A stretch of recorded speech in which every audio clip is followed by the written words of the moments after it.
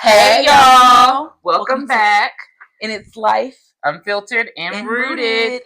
All right, so we want to give our watchers, our viewers, something like a survival guide because as a millennial, over the past we've been adults for I don't know the math, 11, 12 years. We have learned so much along Do the I way. really recall myself? Has it been 11 to 12 years that I've been an adult? When would you say you entered adulthood for real? I feel like I was challenged until like 25. I was real challenged until like 25. I think 25 is that sweet spot where So I said we've been adult about a good 7 years. But we learned a lot along the way. So Definitely we want to give y'all something like a little survival guide when it comes to handling certain situations in certain environments.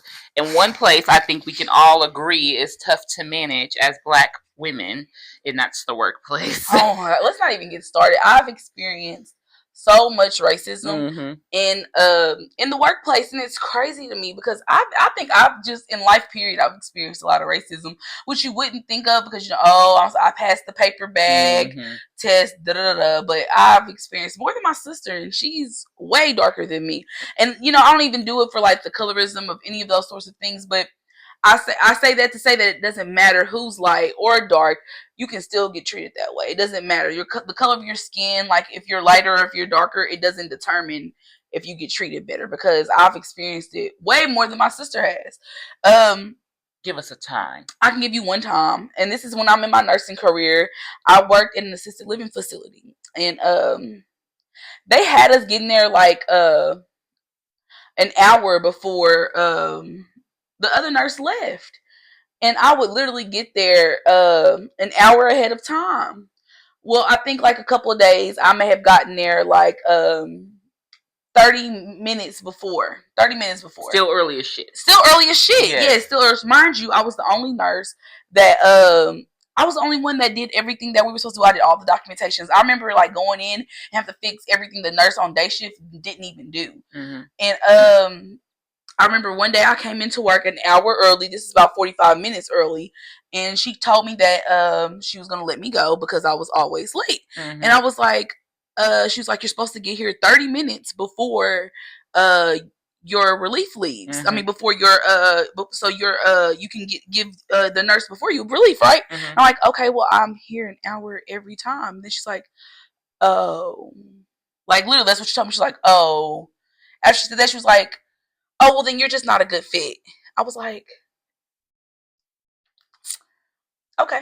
Mind you, we had just got like new, in like long-term care assisted living, like things change so much. They buy out and sell so fast. So we had just gotten under new management. And she was clearing out all her Black employees. Clearing them all, especially the ones like in the CNA position or the nursing position. I was the only Black nurse there. And I wasn't the good fit, but I was literally the only nurse that was documenting properly. I was the only one doing what I was supposed to be doing. And we always are. Exactly. But I still got picked on. Or we could talk about the time, or I could even talk about racism in the workplace by my patients. Nursing home, I got called I don't know how many times. The N-word, you Black bitch. I don't know how many times like people I'm caring for are calling me these racial slurs. So it happens like all the time. Or even when people know I'm their nurse, I'm like, ugh, you're my nurse.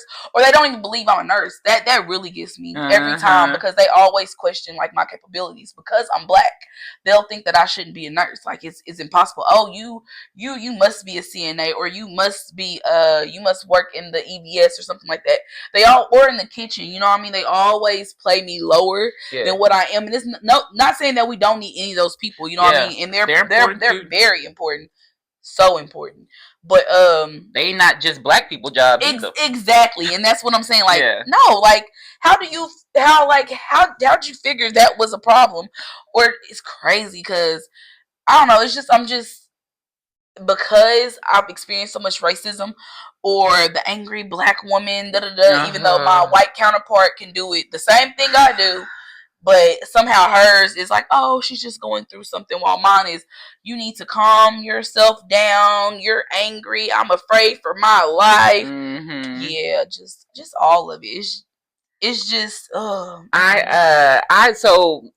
I've dealt with racism, but in like the form of passive aggressiveness in the workplace. yeah. I'll never forget my last job. I worked with I worked with this lady. She was Caucasian. We worked closely. We worked closely together, and I had been there maybe like 30 to 45 days in this role before I started to realize that she was kind of nitpicking a lot of the things I did, where she was starting. I was a case manager for kids coming out of DYS, so she was starting to nitpick a lot of the things that I did. She was starting to go around me to the probation officers on I wanted like things this way for my kids, and she would go behind me and try and do it this way because that's how so and so my uh the past white counterpart used to do it. That's how she used to do it. And I would explain to her, like, hey, this is my process. These are my kids. This is my caseload now. I'm going to do it this way.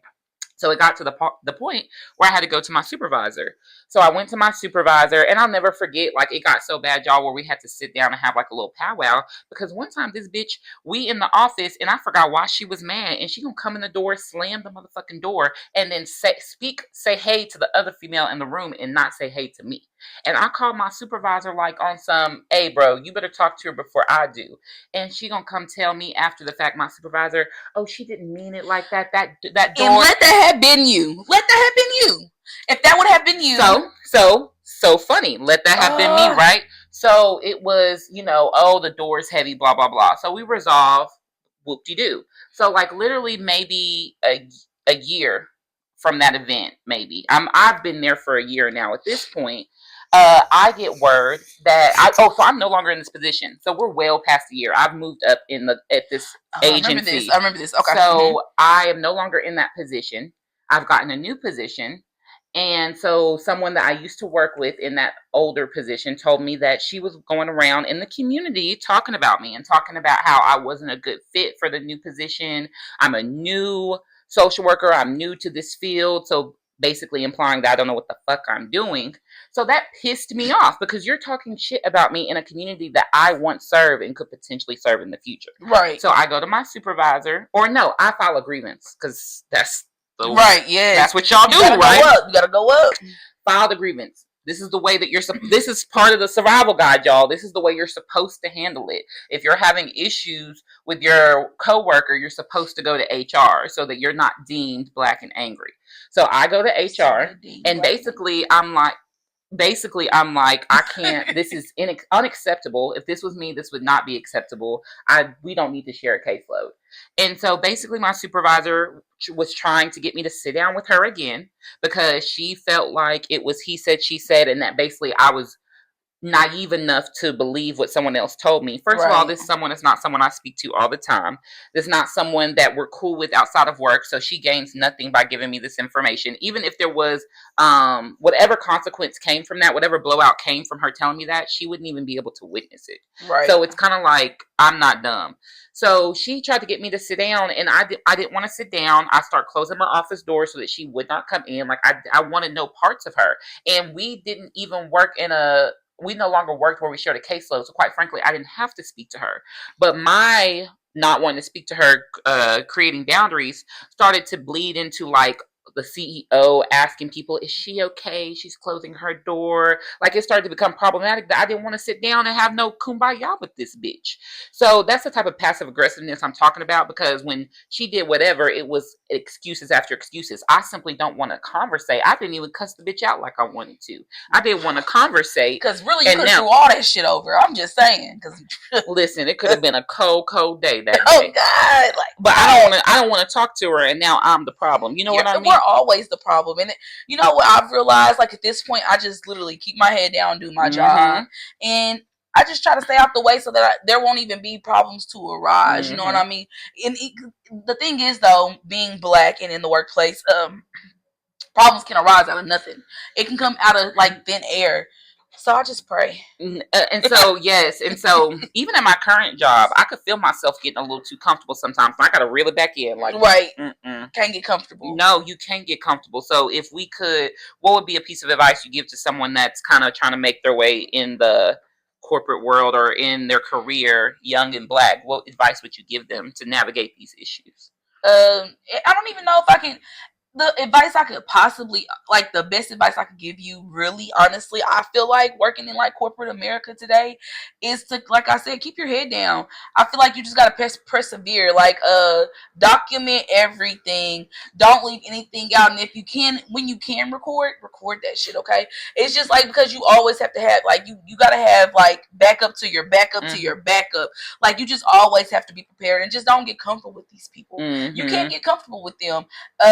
At the best thing, like, I know that's not like feasible for everyone or feasible for even us at this point right now, but breaking off from those types of those corporates and like having our own, or not even having our own, just find people that resonate with you. It is so hard, so we just have to realize those Shut things. Up, girl.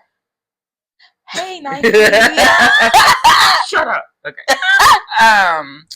I think to piggyback off what you said, the best thing that I could advise you to do is we just got to learn to play the game. And our white counterparts, they know how to play the game. Like, when something doesn't go their way in the workplace, they're immediately running to HR. And I know that's not in our spirit to do, but that's how they win the game. So that's what we got to do. We got to play the game. We got to document when they start being even a little bit towards it. We gotta nip shit in the bud before it becomes an issue. Because and sue them like they be suing us. Well, or just sue, period. Yes. Like, because really, like, my situation, I probably could have had hell yeah case, and I probably could have won. But I was young and dumb then. Like I said, I wasn't grown up yet, so I really didn't. The power of documentation and a paper trail didn't occur to me. It didn't. I really didn't understand it. I was a nurse just trying to get some money. Okay, that's all I was trying to do. So now that I'm older, I know, like, now, like, people will hate to see me coming, because I know I document everything.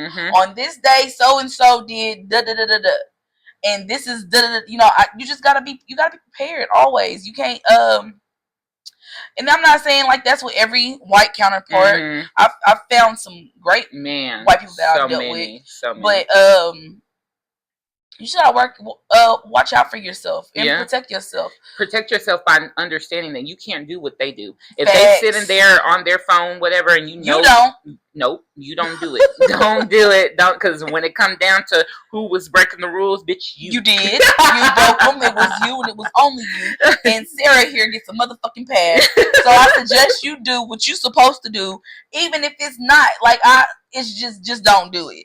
And let's move on from this of the racism, and let's talk about some side hustles that we've done. Yeah. What side hustle have you done that you kind of just let go, or you felt was a flop?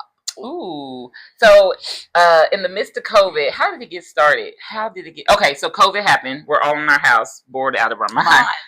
And I think one day I was on Instagram and I saw this girl tie-dyeing. And I was like, I love tie-dye. It's not something I've done, really. But I was like, I would love to just try. So I started ordering like the Ritz tie-dye, started making you and Denisha little stuff. And I'm like, man, I kind of want to perfect this. So then I started buying a little bit more tie-dye. And then before I knew it, I just created this brand called Color Drip. And it was like tie-dye, it was like tie-dye loungewear, tie-dye tees. And I think, I wouldn't say it was a flop, but I feel like I wasn't as educated as I needed to be to know how to run a business successfully. Right. I learned so much from Color Drip. And I think if I could give any advice to anyone trying to become an entrepreneur, is to be super intentional and to make sure that you have a plan before you start buying all the things, doing all the things. One tool now that I didn't have then, ChatGPT. Love ChatGPT. Some people, okay, so a lot of people are so against AI. And I do it to a certain extent. A certain extent, I am too. But ChatGPT, if you're smart enough to use it correctly, it can really be a tool.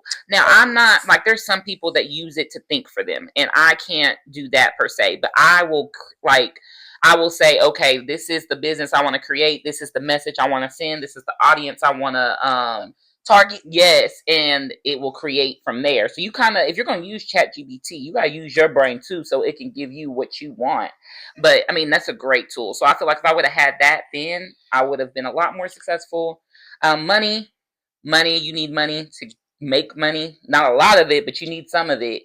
And I got pregnant with my second child, so I had to put that on pause because of Sorry if I bumped y'all. But yeah, so you need money to make money. So make sure that you scare money don't make money, and it don't. So even if it may seem scary, but just know you're gonna need a little bit of money. I don't care what people say, like, oh, you can do this for free. No, to start a successful business, you do need some money. Hear me out. If it scares you, do it. Yes, and that's what I'm trying to do all 2026. So Color Drip was a business I've tried. I think that's it. What business have you tried? I tried Aphrodite's Playhouse. Ooh, I love this so much. I wish you'd bring it back. I do too. I don't know. I feel like, so Aphrodite's Playhouse was a business of mine that I started in 2020 as well. It was just something, like she said, we were bored. I was actually a school nurse when COVID first came out, so I just had a lot of time on me. I feel like I don't know. I feel like Aphrodite's, I wouldn't say it was a flop or a fail. I think I kind of gave up on it. Yes. I'll put that, like, I'm the type of person that when something doesn't go as quick as I want it to, sometimes I give up on it. And I'm, like I said, that was in 2020. I've learned since then. I've grown since then. So I've learned a lot of things, that some things take time. And I think Aphrodite's could have been amazing. But it's also in a field of its own that it's kind of hard to market because it's sexual. I was selling sex toys, and I loved it. I love sex toys. You know, I mean, that's just me. I'm very intrigued. I love going to a sex store just to browse and just to see what they have. So that was just my lane, and it was different, but it's not oversaturated at all. It was just a harder way to market, because everything ain't, the minute they see a dildo, baby, is getting shadow banned. It's going down to the lower end of the algorithm. It's not gonna get pushed out like it should. So I feel like maybe if I had a little bit more money, I think if I would have turned it into more like a pleasure party type thing all the time, like I did when we first dropped Aphrodite's and I had that pleasure party, I think that would have resonated better. Like you had the website, but you market based off the pleasure parties. And I then, really want her to bring and then back, give y'all. like I think that's like if I go back now and I think with the brain I have now with like the with the Chat GPT, I think it would have helped me soar with that. I think Aphrodite's Playhouse could have been so much more. Could be. We still got a chance. I just love the whole concept. I still want you to do that whole website thing where you click, yes, I'm 21 and older, and the doors of the playhouse open. The red doors. And I'm a pink girl, but red doors. Yes. If you know red doors, you know. What would you so with that, like you saying that you gave up on it, what advice would you give those that may be an entrepreneur trying to start a business, but maybe they feel like they should give up on it? Don't give up on it. Don't it's okay to take like a back, put it to the back sometimes if you feel like if you're not mentally where you need to be when you're doing this, it's okay to like put it to the back. You know what I'm saying? But I think just keep going. Don't give up on it. Like, yes, I definitely put Aphrodite's on the back burner. She's definitely on the back burner. But do I think that I'll ever bring her back out? I don't know. We'll see. I think also understanding that sometimes we have to sell ourselves and our why more than we sell our products. And I've learned that along the way too. Like I was so throwing Color Drip's products in everyone's faces without truly selling myself or selling the message behind Color Drip. Right, because you are the product at the end of the day. You are what you sell, literally. So and I think that's what it was kind of hard for me with Aphrodite, because yes, I do like sex toys. Yes, I've been told I'm a sexual type of person, if you want to put it that way. But I don't like to do it like all out in the open. You know what I mean? Like, it's more so. I think you would if you didn't fear so much judgment. And unfortunately, people judge a woman that is heavily into their sexual side. And I'm a nurse, right? Oh, she's a nurse caring for people. How dare she be a sexual being? Right? So like, it's like, I know. But like I said, you never know. I mean, with this podcast, with us, just trying to find like just trying to find our way through 2026 to where we want to be our own bosses. You never know what will come out of this. Yes. Like I said, Aphrodite's not right now. You never know. Maybe 6 months from now, I might be back telling y'all that, hey, Aphrodite is back. We're having a pleasure party. It's so and so. You just never know. You just never know. Love that. So like I said, just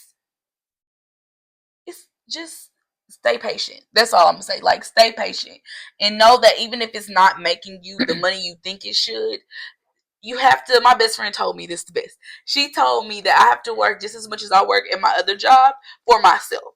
So, it just came to me at this year. That just came to me where I, like, every day when I get off work, I come home, I make sure I spend an hour and a half on something that I'm trying to do for myself outside of my career. And so I'll be trying to tell her all the time, like, we don't want to clock into this job, but we never don't not clock into this job. Facts. So we got to clock into our own job too if we try to make money. And I've come to the conclusion, y'all, that working for other motherfuckers is just not for me. It's ghetto. So I got to clock in after I clock out to myself, and it's tiring and it's hard, but we must get it done. And we must. Motherfuckers got the nerve to think women are lazy. We do a lot. Matter of fact, while we're talking about this, so on was the Instagram I was on? I don't know, but there was this lady. Mind you, it's so disappointing because it was a black woman. She said that black women are the laziest. Not the laziest of them all. Of them all, we're lazy. She said we'd rather be CNAs. For one, don't disrespect my CNAs, okay? Because they are the backbone of the healthcare period, okay? Without them, we will be nothing. Let's be there. Nursing either. Doctors need us. Like, nurses and CNAs are the backbone, okay? Let's just get it there, okay? So for her to say that some of them who rather be those CNAs, they don't want to better themselves. Well, so what if I want to be a CNA? What's wrong with me being a CNA? I'm still working. I'm still caring for people. Be clear. I had an administrator who was only a CNA. That's her only, and then she went to be an administrator. So let's be clear. Just because you're a CNA doesn't mean you can't do more. I know CNAs who have their own businesses. Really? Okay. Yes. That's so for you to sit there and say that we're lazy because we want to be just CNAs and we don't want to go anywhere, like for one lady with your hot cheekbones, acne prone. Like, I ain't even talk because I ain't saying like I'm the best, but bitch, I know you didn't have the nerve to come over here and talk about black women. One, being a black woman, you are yourself. For two, to try to say we're lazy when we hold. We're the most, like, we have the most degrees. Mm-hmm. So statistically, we have the most degrees. So how are we lazy? I'm so confused on where this came from. What's her evidence? I don't think she had none, girl. I only saw that one clip and I was just like, turn it off. Like, not you over here getting Botox, lipo, wherever the fuck you getting in your cheeks. Because, baby, this shit don't even look real. And then your lip line is going off here. And then you on this, like you're really on social media calling us lazy. Bitch, you are us. Like, you're lazy. God damn it. Like, sis, like, I know you didn't. Like, we supposed to, like, that is the problem with the black community for me. Like, we're supposed to be here uplifting each other, and here you are tearing us down and talking bad about us on a fucking platform that you know is gonna go viral, and you know that people are gonna judge us. They already judging us. So why do you want to give them more ammunition? Like, it just don't make it. Just you doesn't think she make was rage baiting? She was definitely had to be rage baiting. I don't like that shit either, though. I get we want views and all that shit, but some shit getting out of fucking hand. I know it was somebody on Facebook who did that. He literally made a post and was talking about Obama with ICE and people killed in Trump with ICE. Like, I'm confused. Exactly. He was basically saying that more people have died under Obama's by ICE than they did under Trump. Oh my god. Like, just pull it out for them, Trump, so they can all suck it, because that's what they all want to do at this point. Oh God, hey, on God they do. On God they do, because there's no way. It's a cult. There's no way that you're literally sitting here comparing the two people when one is literally a fucking dictator. Like, there's no way you're comparing them. You know, I will say I appreciate Trump in the sense of he is making everyone shed their skin. He's not a wolf in sheep's clothing. He is that wolf. Yes, and so now all the other wolves are shedding their sheep's clothing. And so just please keep making me aware of who you are, a wolf, because I want to stay far the fuck away from y'all. Shit. So let's get into our millennial mess of the week. This is a segment where we just talk about any news that we've seen that maybe us millennials would think is messy, we would think is entertaining. What you got? Okay, well, since we're talking about Trump, Okay, let's talk about Nicki Minaj and Donald Trump holding hands. Girl. Oh my God, I'm so confused. I don't even know where it was at. Where my phone? Where'd it go? Girl, it was Nicki Minaj, and for one, I guess Arrogant Tay is not doing her hair anymore because that lady, you see all of the white, like she really is struggling, baby. And I guess he gave her his new gold cards that get you instant access for immigration or whatever. So that's like, a real thing. Nicki had it on her post. Girl, I don't know.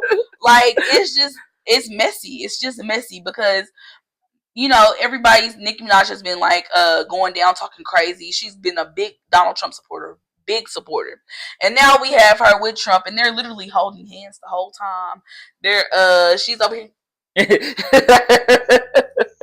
With that lace on right there. It's all white and shit. Boy, Tay, so why is Tay not doing her hair no more? I guess it's somebody put in the comments, I'll be reading the comments, and I don't know how true this is.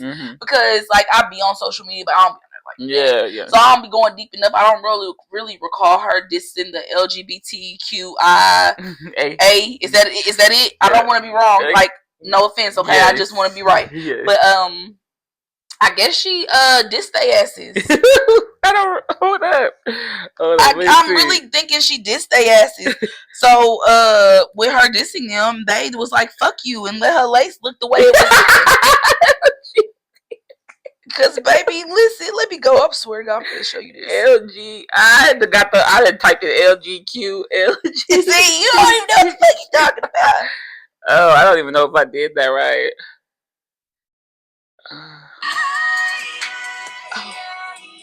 Okay, so see, there go her gold card. So, January 2026, Minaj used a homophobic slur to refer to gay journalist Don Lemon in a post on X. See, look at that lace. She claims she used the racial slur to gain media attention. She probably did, but why are we rage baiting once again? And then in 2025, December, she publicly attacked California Governor Gavin Newsom for supporting transgender children, framing her opposition with a broader shift. And then, Donald Trump made comments interpreted as anti-transgender. Okay, well, I guess she just been doing a lot of stuff, I guess. Just a lot of drugs, a lot of white shit, a lot of coke.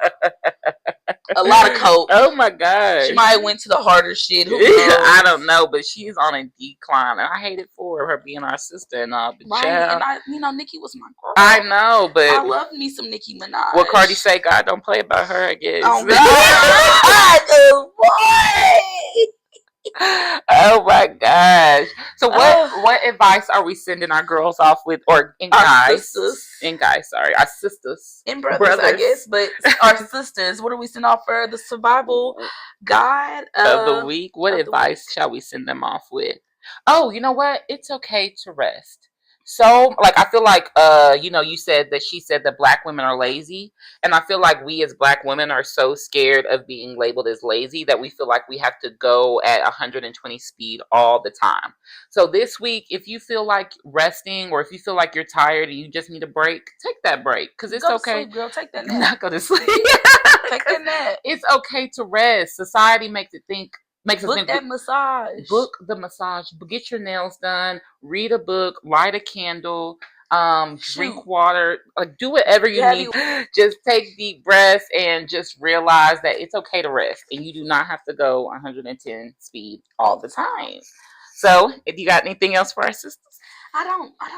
Okay. Well, until next time, this is Life Unfiltered and Rooted. Bye.